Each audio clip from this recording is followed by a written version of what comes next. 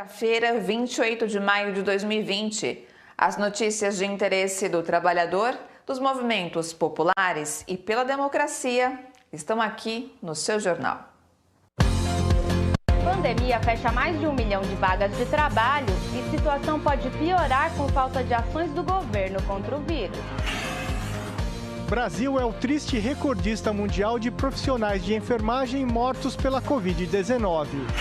No Rio de Janeiro, o prefeito Marcelo Crivella tenta mudar o sistema de contagem do número de mortos pela Covid-19 para tentar retomar as atividades econômicas na cidade.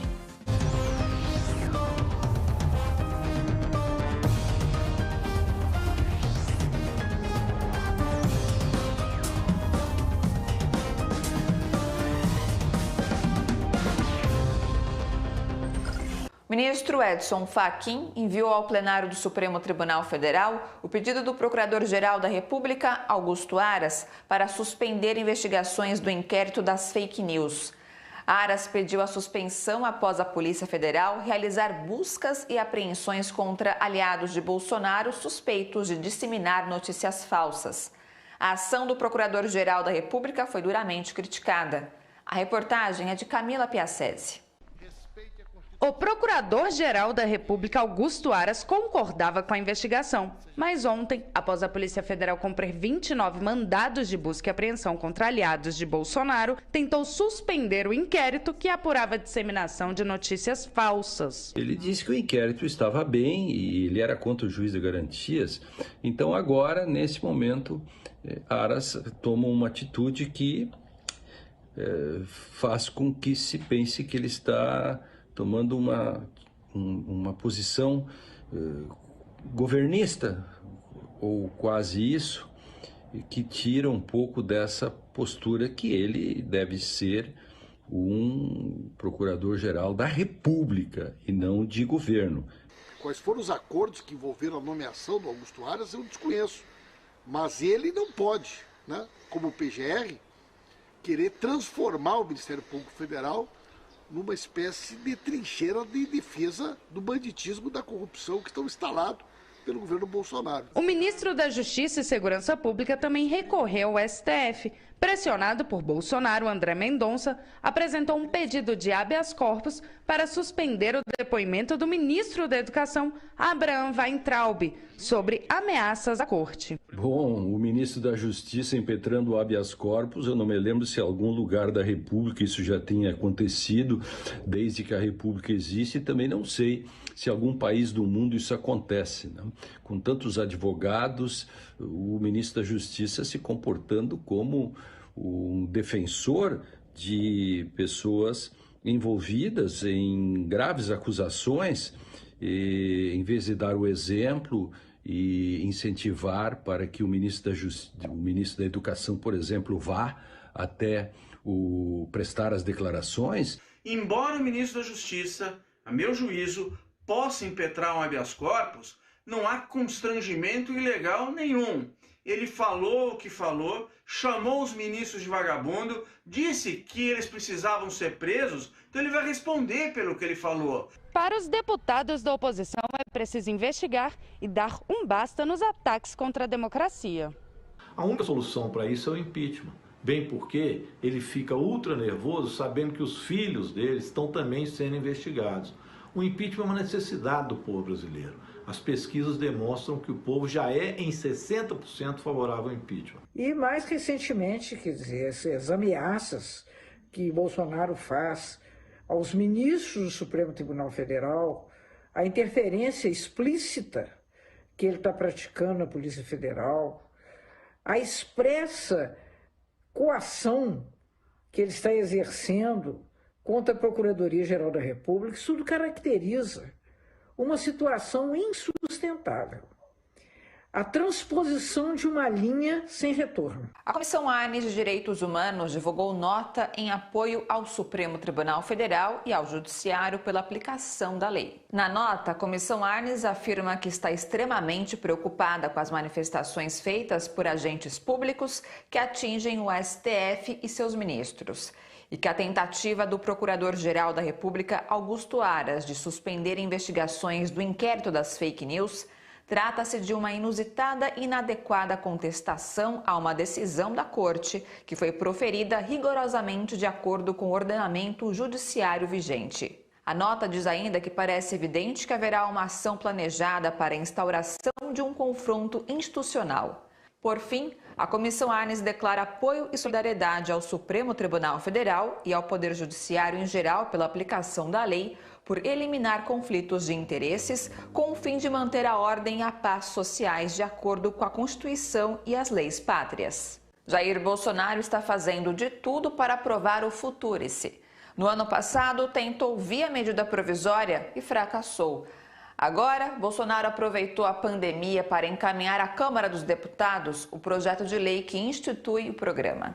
O encaminhamento do projeto foi publicado no Diário Oficial de ontem, mas o governo Bolsonaro não detalha o texto da proposta. Apresentado em julho do ano passado pelo Ministério da Educação, o Futurice pretende atrair recursos financeiros para as universidades públicas e institutos federais. E também estimula as instituições a captar dinheiro próprio para auxiliar na sua manutenção, como a cobrança de mensalidade em cursos de graduação, mestrado e doutorado.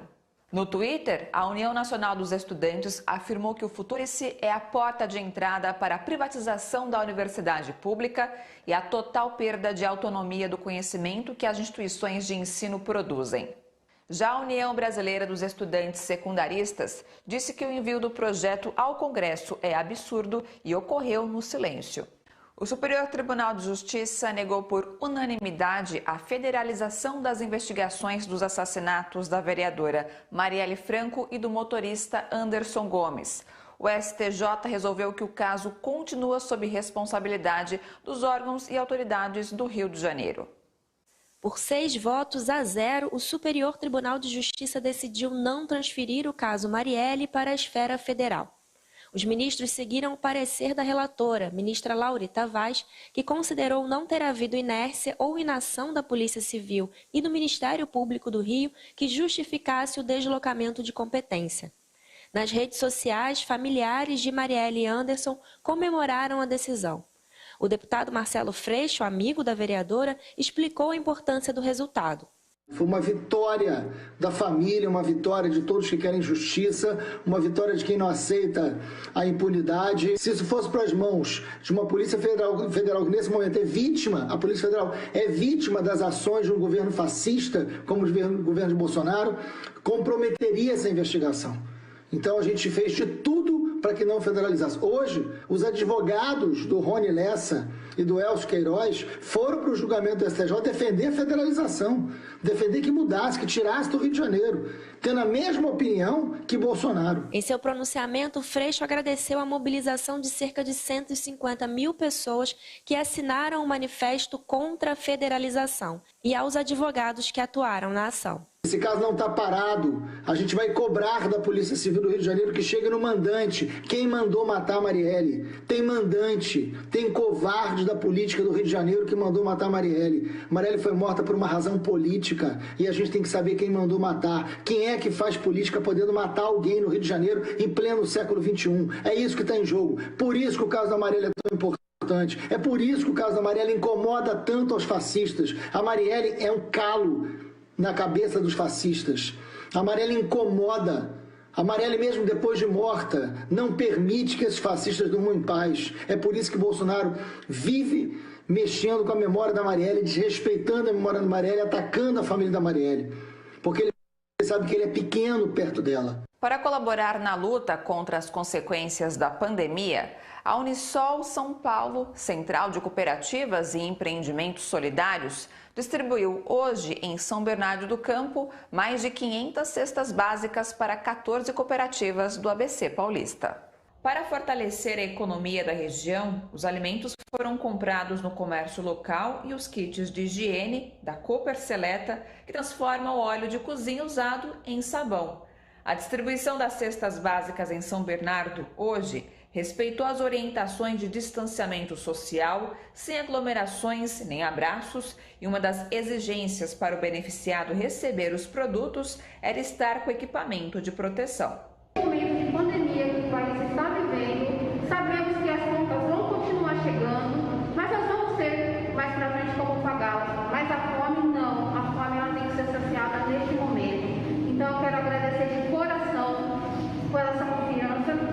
estarmos hoje aqui e podemos trazer um pouco para os nossos empreendimentos para essas pessoas que estão aí necessitando neste momento.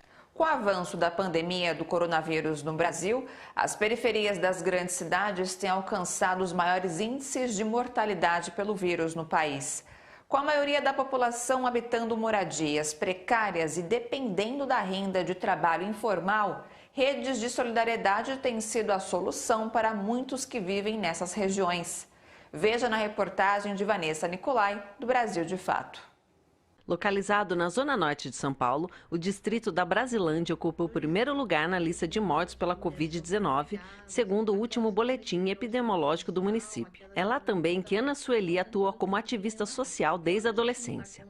Integrante de um coletivo que atua no combate à violência contra a mulher, ela conta que com a explosão da pandemia na região, o grupo teve que ampliar o foco de trabalho. A questão da fome, ela escancarou, né, de um jeito muito cruel, porque é como se a fome tivesse escondida dentro de 4 paredes e de repente ela veio à tona de uma forma muito grande. Outro grupo que adaptou o atendimento foi a Rede de Proteção e Resistência contra o Genocídio. Primeiramente, a gente não quer morrer de fome e nem de Covid, né, meu? Então, a preocupação maior tá sendo essa mesmo, mais emergencial mesmo, né? Tem muita gente que perdeu o emprego, né? Que está sem trabalhar, né, meu? Como eu, por exemplo, né? Então, a gente tem feito diversos tipos de ações, né? Desde a arrecadação de alimentos, kits de higiene, né?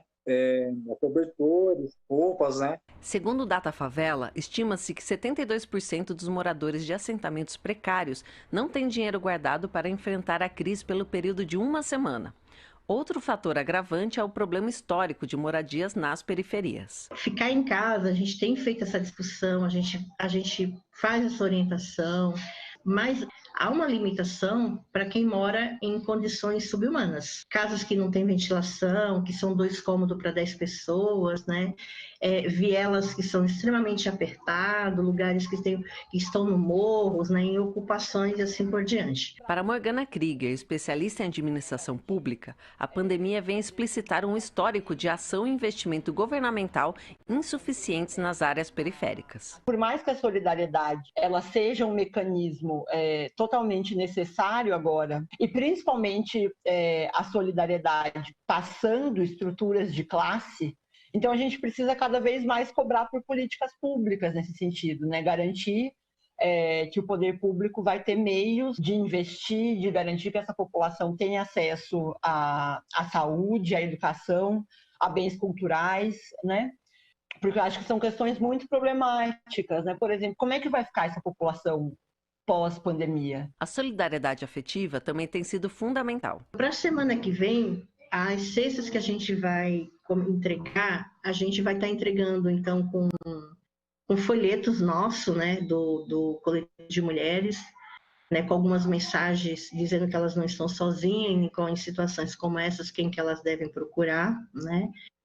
E aí já tem um pessoal no nosso grupo que está arrecadando livros, né? Porque para mandar livros também nas cestas da família que tinha crianças pequenas para mandar alguma coisa. Então a gente vai tentar criar também dentro de levar o alimento para o corpo, a gente também tem que achar alguma forma de levar o alimento para a alma. Então acho que isso que nos mantém vivas, né? Todos os dias nessa luta para a gente poder transformar um pouco o lugar que a gente mora, né? O seu jornal faz um intervalo curtinho e volta no minuto. Até já!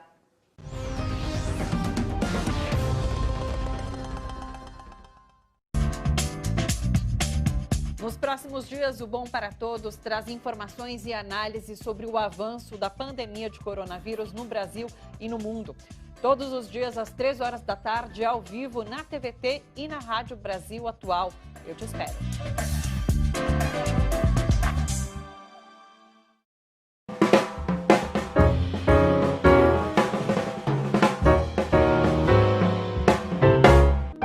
Esse coronavírus mudou toda a nossa vida. Eu não tô mais indo pra escola, papai tá trabalhando no computador, nem na casa da vovó a gente tá indo mais. Só a minha mãe que tá saindo pra trabalhar todo dia. Ela trabalha na caixa, Diz que tem um montão de gente que depende dela. Ela diz que consegue ajudar tanta gente porque a Caixa é um banco público. Eu não sei direito o que é isso, mas deve ser muito bom. Quer saber? Eu tenho muito orgulho dela. Obrigado, pessoal da Caixa. Vocês ajudam o Brasil a seguir em frente.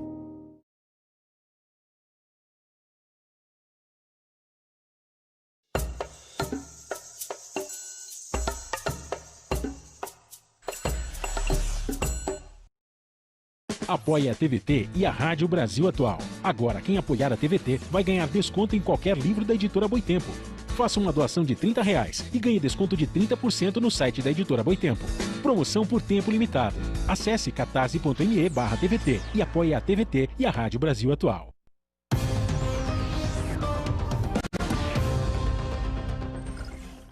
O Brasil bateu recorde mundial de mortes e infecções por Covid-19 entre profissionais da saúde. Segundo especialistas, chegamos a este número por descaso do governo, falta de equipamentos de proteção contra o coronavírus e desqualificação profissional de médicos e enfermeiros convocados para combater a doença. Veja na reportagem de Jô Miyagi. Faz 2 anos que a enfermeira Luci Silva e o professor Célio Hélio se casaram no papel, mas eles já estavam juntos havia 18 anos. No final de semana, Luci morreu vítima de Covid-19. A gente estava tomando todas as precauções, todas. E aí chegou no momento que ela começou a ficar gripada, estava, tô com gripe, e não sei o quê, até o dia que ela passou mal mesmo, e depois de lá ficou no hospital e não saiu mais. Desde que saiu o resultado do exame, a gente não foi procurado por ninguém, vigilância sanitária, UBS, por ninguém. Eu tô aqui, enterrei ela domingo, tô aqui em Araçatuba, a gente foi atrás, a vigilância sanitária que falou, é só se tiver com suspeita grave já para fazer teste. Eu tive que pedir um dinheiro emprestado aí para fazer para pagar um teste aqui na cidade, pelo menos para assim, que a gente sabe que a gente pegou, é quase certeza. Mas e a dúvida? Você tá, você não tá? Você vai estar transmitindo ainda, você não está? Sabe, essa é a preocupação. O Brasil é o triste recordista mundial de profissionais de enfermagem mortos pelo novo coronavírus. 52% dos casos ocorreram aqui. E de acordo com o Conselho Federal de Enfermagem, quase 17.500 enfermeiros, técnicos e auxiliares se infectaram e 161 morreram. Explica Eduardo Fernando de Souza, do Comitê de Gestão de Crise Covid-19 da entidade. Nós temos aí alguns fatores que, diante de estudos epidemiológicos feitos, que uma é a qualidade do EPI, a má qualidade do EPI, outra é a falta do EPI adequado, e o outro fato muito preocupante é que os profissionais que possuem acima de 60 anos e têm comorbidades e fazem parte do grupo de risco, ou seja, eles já têm algumas doenças pré-existentes, eles continuam na linha de frente fazendo o combate frente ao Covid-19. A grande quantidade de contaminados acontece por falta de treinamento, que não foi dado pelas empresas privadas e o poder público, denuncia Solange Caetano, presidenta do Sindicato dos Enfermeiros do Estado de São Paulo. Muitas instituições colocaram os trabalhadores na linha de frente, mas não treinaram eles nem para colocar a roupa e tirar, né, fazer a paramentação e a desparamentação, e também não treinaram esses profissionais quanto aos cuidados em relação ao Covid-19 especificamente. Entre os médicos, a quantidade de mortes também é preocupante. São mais de 110 casos. Os problemas apontados são iguais aos dos enfermeiros: falta de equipamentos de proteção e instalações inadequadas. Mas Juliana Salles, do Sindicato dos Médicos do Estado de São Paulo, ainda aponta que empresas e governo não dão capacitação, principalmente aos recém-formados. Hospitais de campanha e geridos pelas organizações sociais, eles muitas vezes contratam mão de obra desqualificada, mão de obra recém-formada e mão de obra que não tem um adequado preparo, e eles não fazem esse preparo dessa mão de obra, né? Os médicos que são contratados nesses hospitais de campanha para atender, geridos por OS, para atender a população, são médicos recém-formados. né? Médicos que não têm treinamento em atendimento de porta, não têm treinamento e expertise no atendimento de urgência e emergência. O governo do estado de São Paulo permitiu a flexibilização da quarentena no município de São Paulo a partir de junho. A prefeitura, no entanto, afirmou que não haverá flexibilização no dia 1 e nem deu datas. Os profissionais de saúde acham que esse realmente não é o momento adequado porque os índices não mostraram queda nas contaminações e mortes. Agora, o que a gente necessitaria é justamente o incentivo, mas o incentivo de uma forma completa, com condições sanitárias e condições de renda para as pessoas fazerem isolamento. A gente tem um governo genocida, né? Que acho que está apostando nisso aí, entendeu?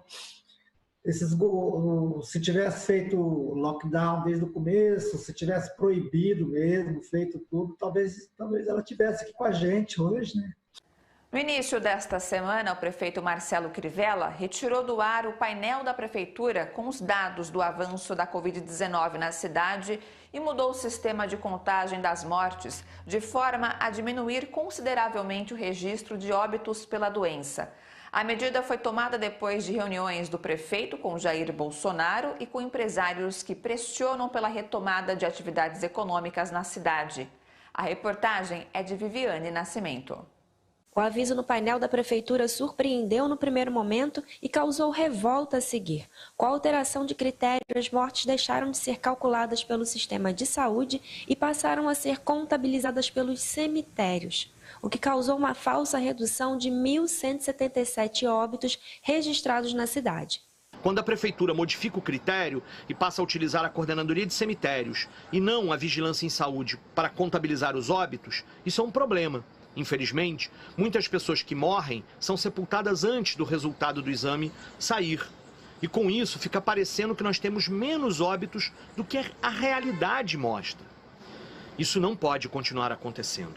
O que a prefeitura precisa fazer é aumentar o número de testes e diminuir o tempo entre a realização dos testes e o resultado dos exames. É isso que precisa ser feito. O Instituto Pereira Passos, desde o dia 19 de março, tem um relatório diário em que ele, dentre as muitas informações, os muitos dados, um dos dados é o número de mortes diárias, os óbitos.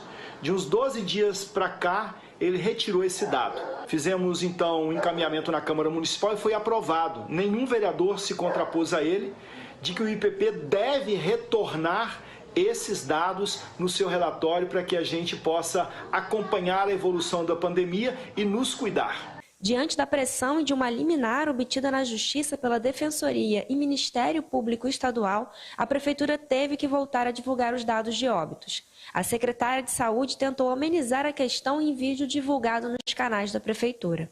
Os dados são públicos. O que a gente está tentando fazer aqui é mudar aquelas caixinhas do início para que a população geral consiga olhar e entender melhor de que números a gente está falando. Outro ponto que chama a atenção é a mudança de postura de Crivella com relação ao isolamento social. Ele, que vinha mantendo um discurso cauteloso, iniciou a semana liberando o funcionamento de igrejas, falando em reabertura de escolas e retomada da vida normal na cidade. Isso aconteceu depois de uma reunião do prefeito com o presidente Jair Bolsonaro e com empresários. A partir de então, parece que o argumento do impacto econômico tem ganhado mais espaço do que o da preservação de vidas. Nossa secretária de Fazenda falou do grande impacto que nós temos tido na arrecadação. Eu pergunto aos senhores, como é que nós vamos poder tratar dos nossos pacientes com a falta absoluta de recursos? Isso precisa ser considerado. Uma vez não dando enfrentamento correto, com um diagnóstico, para precisar qual é a intensidade da doença na cidade, aonde circula o vírus, qual é a região que tem maior letalidade, dificilmente as autoridades de saúde conseguirão dar uma atenção muito melhor às pessoas que sejam vitimadas da Covid-19. Também é importante destacar que os trabalhadores estão morrendo e nada é feito para isso. E a medida de reabrir, de qualquer maneira, o comércio e a atividade econômica no Rio de Janeiro é uma irresponsabilidade do prefeito Marcelo Crivella. O mais importante não é aquilo que está, de certa forma, colocado pela governança no país, em que temos que acabar com o isolamento, retornar às atividades como se nada tivesse acontecido. As autoridades sanitárias têm dito que os tempos ainda são de muita preocupação. E é por isso que a gente está aqui dizendo a você, o prefeito se equivoca e esse equívoco nós temos que combater na Câmara Municipal, na sociedade carioca. 197 quilombolas foram contaminados pelo coronavírus e 46 morreram, revela levantamento inédito divulgado pela plataforma Observatório da Covid-19 nos Quilombos, lançada hoje. Os dados foram levantados pela CONAC, a Coordenação Nacional de Articulação das Comunidades Quilombolas, e o Instituto Socioambiental e mostram que desde a primeira morte, em 11 de abril, morreu um quilombola por dia. As entidades farão o acompanhamento diário dos casos de pessoas monitoradas, contaminadas e mortas por coronavírus nos territórios quilombolas. De acordo com o levantamento, o Pará é o estado que tem mais óbitos registrados entre os quilombolas, com 15 casos. Em seguida, vem Amapá, Pernambuco e Rio de Janeiro. De acordo com a CONAC, há 16 milhões de quilombolas em todo o Brasil. Confira agora como fica a previsão do tempo para esta sexta-feira em São Paulo e em outras cidades. Predomínio de sol nesta sexta-feira em São Paulo, com máximas de 24 graus e mínima de 11, sem chuvas. Umidade relativa do ar em média de 60%. Índice ultravioleta moderado. No Rio de Janeiro, variação de nuvens pela manhã, com aberturas de sol ao longo do dia. Não chove. Máximas de 24 e mínima de 18 graus. Já em Salvador, a sexta-feira será de chuva em boa parte do dia. Máxima de 28 e mínima de 22 graus. Sexta-feira de sol e poucas nuvens em Brasília, sem previsão de pancadas de chuva. Máxima de 25 e mínima de 12 graus. Pelo terceiro dia consecutivo, protestos pelo assassinato de um homem negro por policiais brancos se espalham pelos Estados Unidos. O crime aconteceu em Minneapolis. Um policial asfixiou com o joelho até a morte George Floyd, de 46 anos. Os manifestantes que ocupam as ruas pedem justiça e a prisão dos policiais, cuja única punição até agora foi a demissão. Os atos, inicialmente pacíficos, reuniram milhares de manifestantes e acabaram em confrontos com a polícia, que disparou balas de borracha e gás lacrimogêneo. Em resposta, foram lançadas contra os policiais garrafas e outros objetos. Na confusão, lojas foram saqueadas e incendiadas. Americano responsável pelos centros de saúde mais respeitados dos Estados Unidos afirma que quem descobrir primeiro uma vacina para combater a Covid-19 tem a obrigação moral de compartilhar o conhecimento com as outras nações. O chefe dos Institutos Nacionais de Saúde dos Estados Unidos, Francis Collins, tem uma postura diferente do presidente Donald Trump. Para ele, se o país for o primeiro a desenvolver uma vacina eficaz contra o novo coronavírus, deve dividir rapidamente com o mundo. Esta é uma pandemia global. Há pessoas em risco em todos os lugares. Assim que se provar que uma vacina é segura e eficaz, temos que pensar em como estendê-la, expandi-la, administrá-la, distribuí-la e garantir que as pessoas que mais precisam tenham acesso. A administração Trump sugeriu que, apesar de compartilhar conhecimentos científicos, vai priorizar produção de doses para a população americana desde o início. Um posicionamento que vai ao encontro do slogan do presidente norte-americano: América em primeiro lugar. Há momentos em que os Estados Unidos parecem ser assim, mas espero que, pelo menos no que diz respeito ao esforço científico, aos médicos e cientistas que trabalham nas vacinas, espero que entendam que acreditamos que todos no planeta têm valor, que todos tenham a oportunidade de ter acesso a algo que possa salvar vidas neste momento de pandemia de Covid-19. Faremos o possível para trabalhar com outras agências e outros países para tentar fazer isso acontecer. A França e a China afirmam que uma vacina deve ser o que chamam de bem público global. Na entrevista, Collins expressou sua preocupação especial com a América Latina e a África. Certamente, se tivermos uma vacina que funcione, eu gostaria de garantir que ela esteja disponível o mais rápido possível na África, na América Latina e no Brasil. Temos uma grande responsabilidade. Como a nação mais rica do mundo, não devemos cuidar somente de nós mesmos. Isso teria um resultado terrível. Collins é chefe dos institutos que abrigam os principais centros de pesquisa do mundo. Com um orçamento de 42 bilhões de dólares, eles fizeram uma parceria com empresas privadas para encontrar uma vacina contra o novo vírus. O seu jornal faz uma rápida parada e volta em um instante. Até já!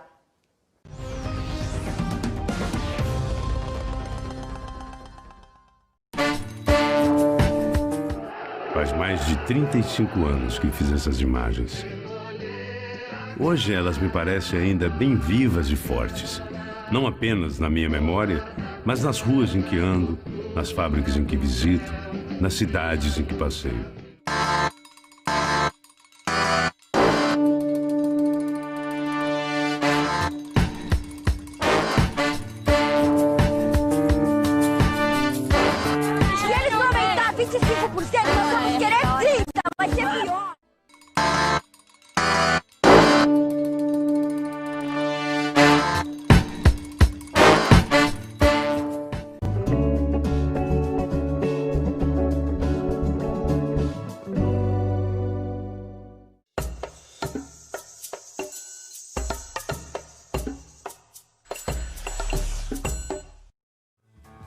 O Entrevistas desta quinta-feira recebe o sociólogo e presidente do Instituto Vox Populi, Marcos Coimbra. Vamos conversar com ele sobre os movimentos da sociedade brasileira diante das novidades mais recentes em torno do governo federal. É hoje, 10 horas da noite, aqui na TVT.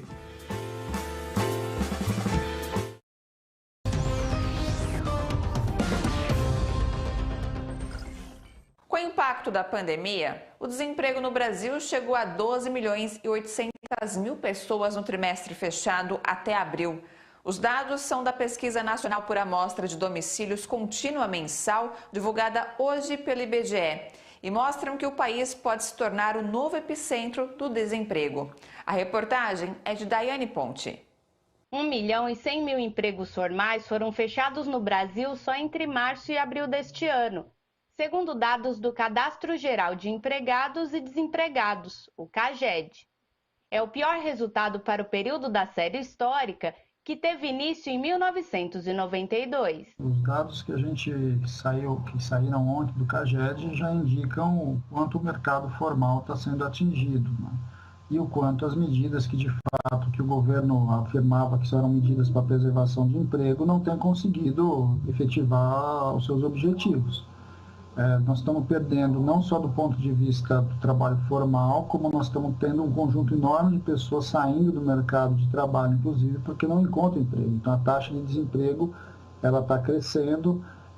Aparentemente, inclusive, às vezes o número não é tão grande quanto você imaginava, mas ele amplia-se a cada momento, até porque quando você olha para esse indicador, ele esconde um conjunto de outros desempregados, de outras pessoas que estão sem renda. Ainda segundo o CAGED, apenas em abril, no meio da pandemia, foram fechadas 860 mil vagas de trabalho. Apesar do governo Bolsonaro editar medidas provisórias com a justificativa de garantir empregos, desde janeiro, o país registra mais demissões do que admissões. Essa medida 936, ela ajudou principalmente trabalhadores e trabalhadoras que estão em mega empresas. Então, e ainda assim ajudou não ter uma demissão de imediato, né? Mas teve redução do salário, pode ser que daqui a 6 meses a gente tenha mais uma nova onda de demissões, de desemprego. Desde o começo, a posição do movimento sindical foi a posição de defesa do emprego, foi a posição de que nós tínhamos que garantir estabilidade para o conjunto dos trabalhadores formais e garantir renda para os trabalhadores informais. Essa é a lógica, é por aí que o governo deveria traçar, e que toda ajuda, inclusive, que o governo eventualmente colocasse para as empresas, deveria ter como contrapartida a manutenção dos postos de trabalho. Quando você deixa ao sabor do mercado, o que a gente vê é exatamente o que a gente está vendo. De um lado, as instituições acessam ou não acessam, ou têm dificuldade para acessar os programas governamentais, mas no final acaba sendo o mesmo, que é a demissão do conjunto dos trabalhadores. Com a queda do emprego formal e pandemia, a desigualdade no mundo aumentará. Um relatório da Comissão Econômica para a América Latina e o Caribe, e da Organização Internacional do Trabalho aponta mais de 37 milhões de desocupados, quase 12 milhões de novos desempregados e mais de 50% da população na informalidade ainda neste ano. O levantamento também aponta o crescimento da pobreza na América Latina de 34,7%, o que representa mais de 214 milhões de pessoas. Um dos fatores que contribui para esse cenário é o aumento da informalidade. As primeiras a estarem desempregadas que esses dados pegam são os trabalhos mais precários, os trabalhos de menor salários. Isso dá para ver pela pesquisa, são os trabalhos com menor renda e menor salários. E sim, essas pessoas estão localizadas na periferia. Então hoje a gente tem uma situação bastante difícil nas periferias, porque as pessoas já vinham passando por bastante desmonte das políticas públicas e das políticas de geração de emprego e renda, e agora estão ainda mais, tem um contingente maior de desempregados e muita gente mesmo empurrada para a informalidade. A gente precisa reforçar o Estado, reforçar as políticas públicas, reforçar as políticas de geração de emprego e renda, reforçar as políticas de desenvolvimento local, para que a gente possa sair dessa crise e não entrar numa próxima. Como será o mundo, a economia e o trabalho pós-pandemia? O professor Ladislau Dobor analisa o cenário atual e projeta as mudanças que, segundo ele, irão atingir todos os níveis da sociedade. Acabamos de lançar, pela editora do SESC de São Paulo, um livro interessante, que não é grande, não é para economista geral, mas que está pensando que transformações vêm depois do coronavírus, que mundo está emergindo. O ponto de partida é que não é só o coronavírus que estamos enfrentando. Estamos enfrentando um desastre ambiental planetário, estamos enfrentando uma desigualdade que chegou a níveis absolutamente absurdos, com 1% tendo mais do que os 99 seguintes, né? E gente que não produz, simplesmente faz aplicações financeiras, né?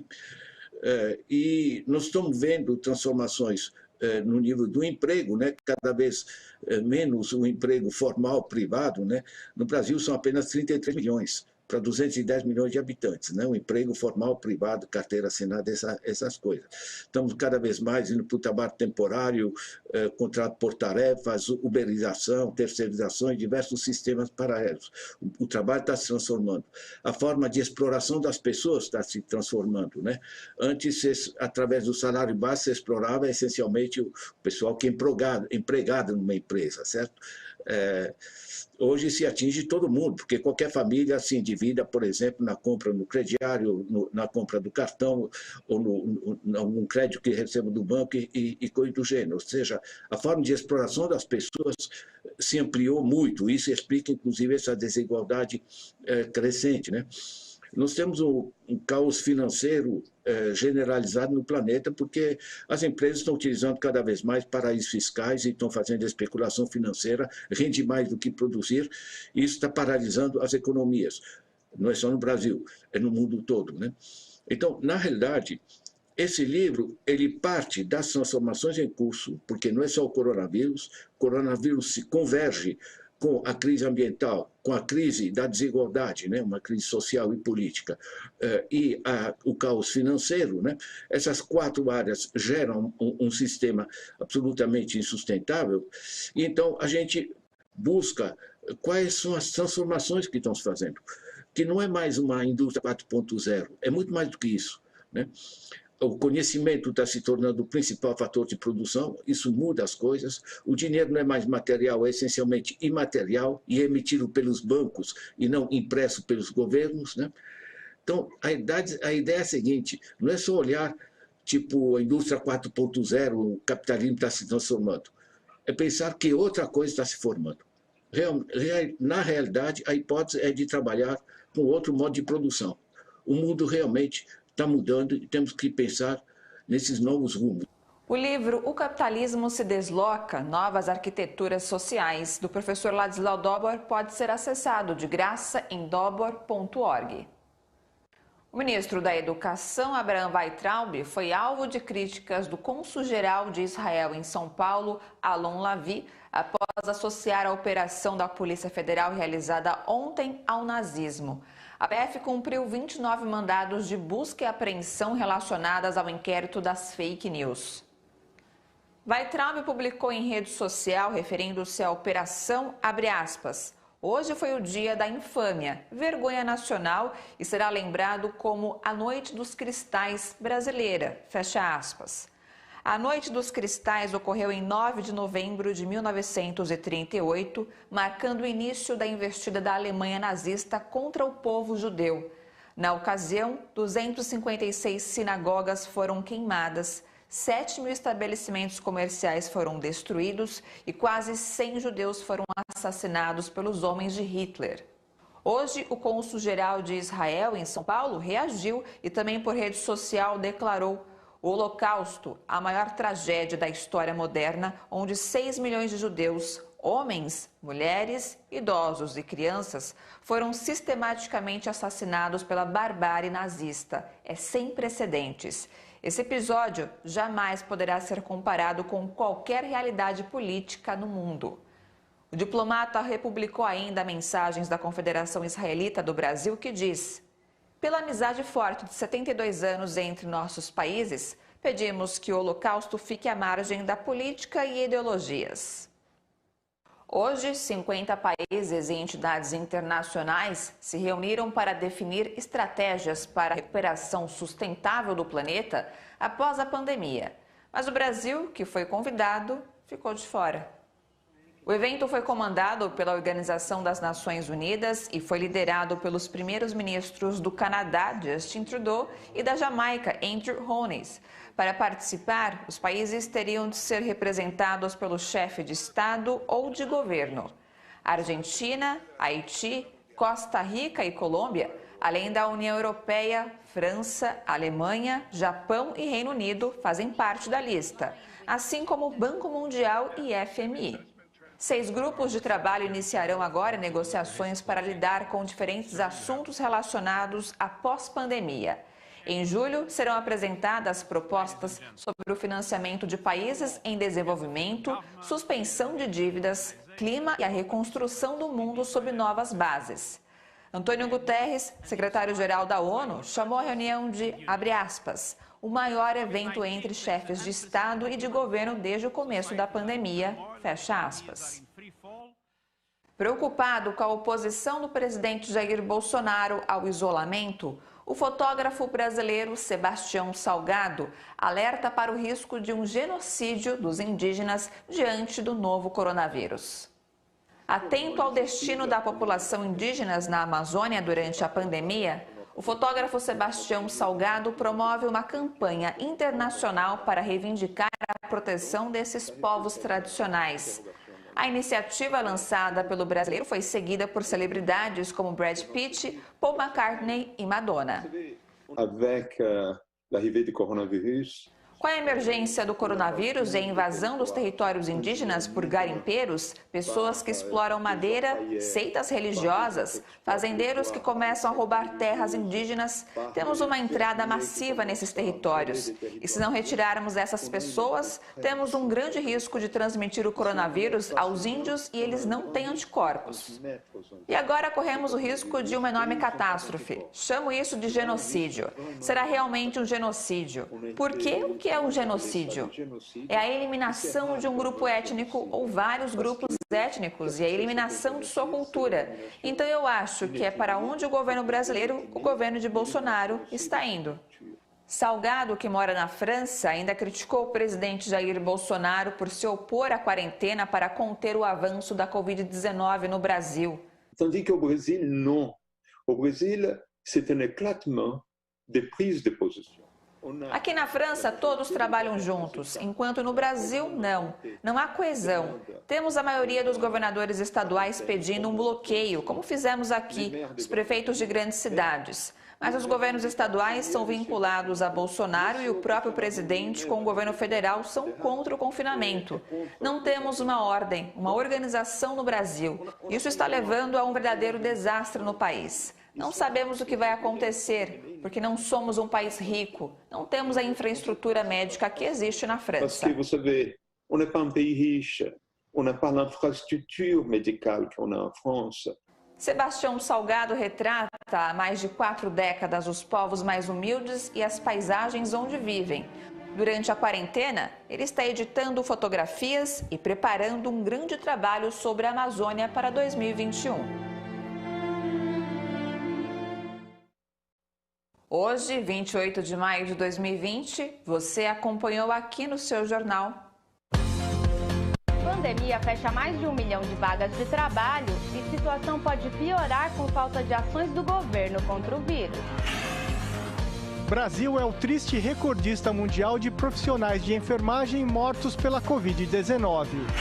No Rio de Janeiro, o prefeito Marcelo Crivella tenta mudar o sistema de contagem do número de mortos pela Covid-19 para tentar retomar as atividades econômicas na cidade. A edição do seu jornal está quase terminando. Mas antes, eu quero deixar uma provocação para refletirmos. Assim como uma gota de veneno compromete um balde inteiro, também a mentira, por menor que seja, estraga toda a nossa vida. Esse país necessita saber quem está por trás das fake news, quem trama contra o Brasil e contra os brasileiros. Amanhã, de verdade, a luta por direitos humanos e democracia continua.